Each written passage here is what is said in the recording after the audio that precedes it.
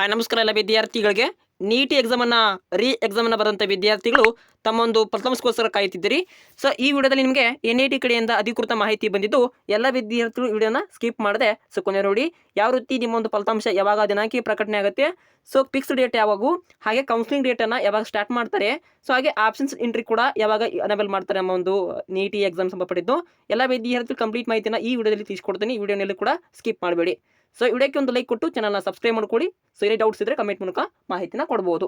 ಬನ್ನಿ ವಿದ್ಯಾರ್ಥಿಗಳಿಗೆ NIT ಎಕ್ಸಾಮನ್ನು so ನಿಮಗೆ ಈಗಾಗಲೇ ಎಕ್ಸಾಮನ್ನು ಕೀ ಆನ್ಸರನ್ನು ಆಫೀಸಲ್ಲಾಗಿ ಅವರು NIT ಅವರು ಕೊಟ್ಟಿದ್ದರು. ಹಾಗೆ ಅಡ್ಮಿಟ್ ಕಾರ್ಡ್ ಸಂಬಂಧಪಟ್ಟಂಥ ಮಾಹಿತಿನ ನಿಮಗೆ ದೃಢೀಕರಿಸಿದ್ರು. ಈಗ NIT ಅವರು ಅಧಿಕೃತವಾಗಿ ನಿಮ್ಮೊಂದು ಮರು ಎಕ್ಸಾಮಿನ ಫಲಿತಾಂಶವನ್ನು ಯಾವ ದಿನಾಂಕಕ್ಕೆ ಪ್ರಕಟಿಸ್ತಾರೆ ಅಂತ ಹೇಳಿದ್ರೆ, ಸೊ ಈಗಾಗಲೇ ಏಪ್ರಿಲ್ ಈಗ ಜೂನ್ ತಿಂಗಳ ಮುಗಿದು ಈಗ ಜೂನ್ ತಿಂಗಳಲ್ಲಿ ಮೇ ಬಿ ಬರೋದಂಥ ನಿಮ್ಗೆ ರಿಸಲ್ಟ್ ಅನ್ನೋದು ಜುಲೈ 20ರ ಒಳಗಾಗಿ ಅಂದರೆ 20ನೇ ತಾರೀಕು ಇರ್ಬೋದು, ಬಿಟ್ಟರೆ 16, 17 ಒಂದು ಡೇಟ್ಗೆ ಇದೆ ನೋಡಿ, ಆ ಡೇಟ್ಗೆ ನಿಮ್ಮೊಂದು ಫಲಿತಾಂಶ ಪ್ರಕಟಣೆ ಆಗುತ್ತೆ. ಸೊ ಪ್ರಕಟಣೆ ಆಗೋಗ್ಲೇ 4 ದಿನದೊಳಗೆ ನಿಮಗೆ ಕೌನ್ಸಿಲಿಂಗ್ ಅನ್ನೋದು ಆರಂಭವಾಗುತ್ತೆ. ಹಾಗೆ ಆಪ್ಷನ್ ಎಂಟ್ರಿ ಕೂಡ ನಿಮಗೆ ಎನೇಬಲ್ ಮಾಡಿಕೊಡ್ತಾರೆ. ಸೊ ಆದರೆ ವಿದ್ಯಾರ್ಥಿಗಳು ವೇಟ್ ಮಾಡಬೇಕಾಗತ್ತೆ ನಿಮ್ಮೊಂದು ಫಲಿತಾಂಶಕ್ಕೋಸ್ಕರ. ಸೊ ನಿಮಗೆ NIT ಅವರು ಈಗಾಗಲೇ ಒಂದು ಅಫೀಸಿಯಲ್ನ ಲಿಂಕನ್ನು ಕೊಟ್ಟಿರ್ತಾರೆ. ಸೊ ನೀವು ನೋಡ್ಕೋಬೇಕು. ಏನು ಮಾಡಿದ್ರು ಅಂದರೆ NIT ವಿದ್ಯಾರ್ಥಿಗಳಿಗೆ ಬ್ಯಾಂಕ್ ಡೀಟೇಲ್ಸನ್ನು ರೀಫಂಡ್ ಮಾಡಬೇಕಂತ ಕೊಟ್ಟಿದ್ರು. ಅಂದರೆ ಈ ಜುಲೈ ತಿಂಗಳ ಮುಗಿದೊಳಗೆ ನೀವು ಬ್ಯಾಂಕ್ ಡೀಟೇಲ್ಸನ್ನು ಆಪ್ರೇಟ್ ಮಾಡ್ಕೋಬೇಕಿತ್ತು ಮತ್ತು ಎಲ್ಲ ವಿದ್ಯಾರ್ಥಿ ಕಡ್ಡಾಯವಾಗಿ ಮಾಡ್ಕೊಂಡ್ರೆ ಅಂತ ಅಂದ್ಕೊಂಡಿರ್ತೀನಿ. ಹಾಗೆ ಫಲಿತಾಂಶ ಸಂಬಂಧಪಟ್ಟಂಥ ಎಲ್ಲ ವಿದ್ಯಾರ್ಥಿಗಳು ಡೌಟ್ ಇದ್ವು.